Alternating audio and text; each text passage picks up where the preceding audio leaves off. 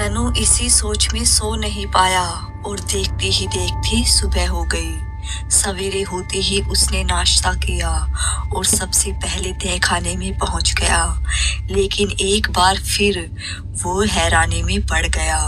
उसने देखा कि तहखाने के दरवाजे पर ताला लगा हुआ था। उसने निहारिका को आवाज लगाई और उससे चाबी लाने को कहा। निहारिका फौरन ही चाबी लेकर पहुंची। उसने तनु को चाबी दे दी। तनु ने तुरंत ही ताला खोल तहखाने का दरवाजा खोल दिया। निहारिका भी उसके साथ ही तहखाने में चली गई। वो तनु को बड़ी हैरत से देख रही थी, क्योंकि तनु के माथे पर चिंता की लकीरें थी। उसने तनु से पूछा, आप क्या ढूंढ रहे हैं नवाब साहब? तनु ने उसे पिछली रात की सारी घटना बताई और उसे सुनकर निहारिका डर गई। तनु ने सबसे पहले उस संदूक को खोला जिसमें कंकाल रखा था। उसने कंकाल को अच्छी तरह से निरीक्षित किया। फिर उसने उस संदूक को अच्छी तरह से निरीक्षित किया। उसे ये लगा कि शायद संदूक में कोई ऐसा सुराग छुपा हुआ है जो उस कंकाल का राज बताने में मदद करे, लेकिन उसके हाथ निराशा ही लगी। फिर दोनों ने मिलकर संदूक बंद कर दिया और तहखाने का अच्छी तरह से निरीक्षित करने लगे। निहारिका ने तनु से फिर एक बार पूछा, हम लोग क्या ढूंढ रहे हैं नवाब साहब? तनु ने जवाब दिया, इस समय कंकाल से संबंधित हर उस चीज की तलाश कर रहे हैं जो उन्हें उस चमत्कारी खोपड़ी तक ले जाए।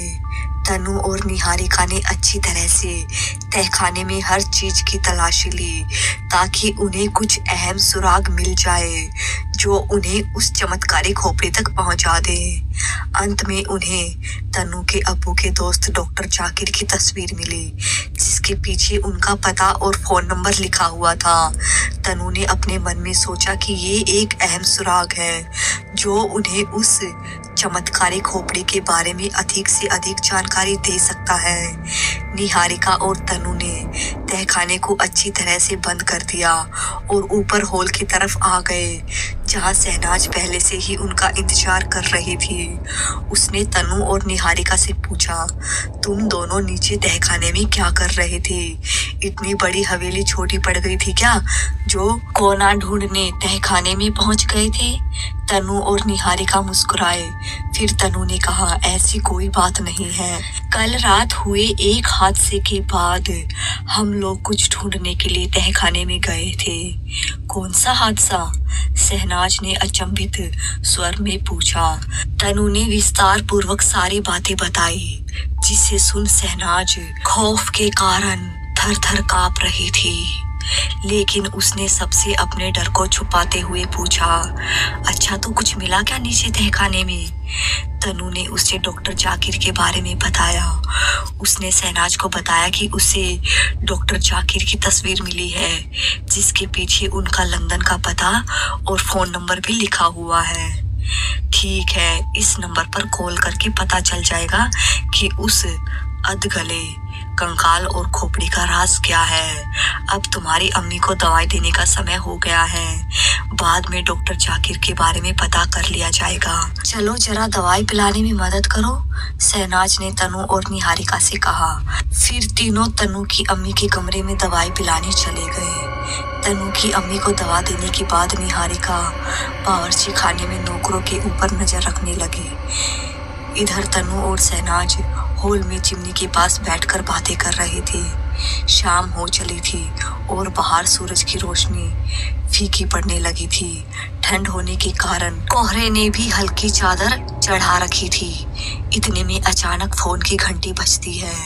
तनु फोन को रिसीव करने जाता है और अपने कानों से लगाता है। फिर भारी स्वर में कहता है, हेलो। उधर से भी आवाज आती है, हेलो कौन? तनवीर, मैं शहनाज का अब्बू बोल रहा हूँ। अब तुम्हारी अम्मी की तबीयत कैसी है? कुछ सुधार हुआ उनकी हालत में? शहनाज के अब्बू ने तनु से पूछा।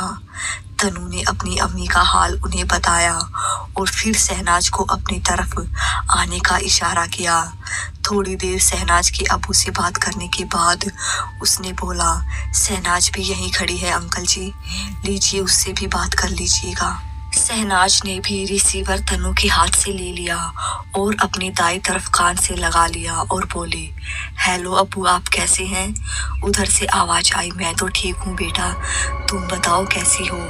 मैं अभी अच्छी हूँ, यहाँ काफी खुश भी हूँ, आंटी को दवा समय से दे रही हूँ, आप इस बात की चिंता न करिएगा। शहनाज ने आश्वासन जताते हुए कहा, मैं जानता हूँ तुम इस मामले में काफी ज्यादा होशियार हो। अच्छा सुनो, मैं कल हैदर को भेज रहा हूँ, उसके स्कूल की छुट्टियां भी हो गई है और वो तुम्हारे पास आने की जिद किए हुए है। शहनाज के अबू ने उससे कहा, ठीक है अबू, हम लोग यहाँ उसका अच्छी तरह से ख्याल रख लेंगे। शहनाज ने एक बार फिर आश्वासन जताते हुए कहा और गुड बाय बोलकर फोन का रिसीवर रख दिया। उसने तनु को हैदर के बारे में बताया। उसने कहा कल वो यहाँ पहुंच जाएगा। तनु ने भी खुश होते हुए कहा, चलो अच्छा है, हम सबका दिल भी लगा रहेगा। हैदर 7 साल का था और शहनाज का छोटा भाई था, जिसके पैदा होने के 4 साल बाद उन लोगों की अम्मी का इंतकाल हो गया था, जिसके बाद दोनों बच्चे की जिम्मेदारी शहनाज के अब्बू ने बखूबी निभाई थी। दोनों बच्चों को कभी अपनी अम्मी की कमी नहीं हुई।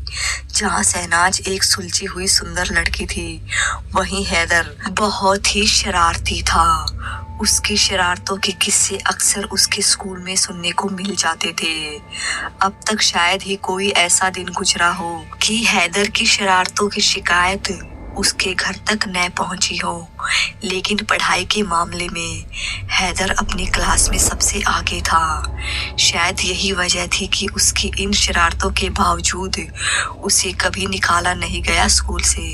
रात काफी हो चली थी। निहारिका ने तनु और शहनाज को खाने के लिए बुलाया। दोनों बावर्ची खाने के सामने वाले हॉल में रखे डाइनिंग टेबल पर खाने के लिए बैठ गए।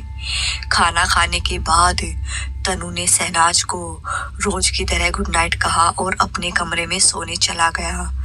थोड़ी देर बाद उसके कमरे में निहारिका ने रोज की तरह पानी का जग और ग्लास रख दिया।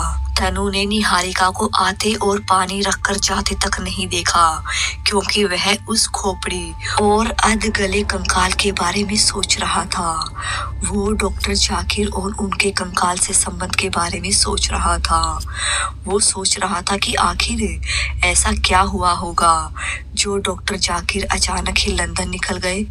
हो सकता है उन्हें इस जिंदा लाश के बारे में जानकारी हो, तभी उन्होंने अचानक ही लंदन की यूनिवर्सिटी में पढ़ने का आवेदन किया हो और उनका आवेदन स्वीकार कर लिया गया हो।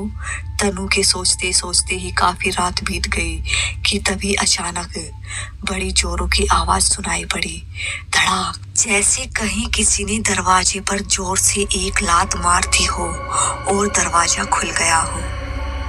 दोस्तों, इस कहानी को आगे सुनने के लिए कहानी के साथ बने रहिएगा और चैनल को सब्सक्राइब, वीडियो को लाइक शेयर जरूर कर दीजिएगा।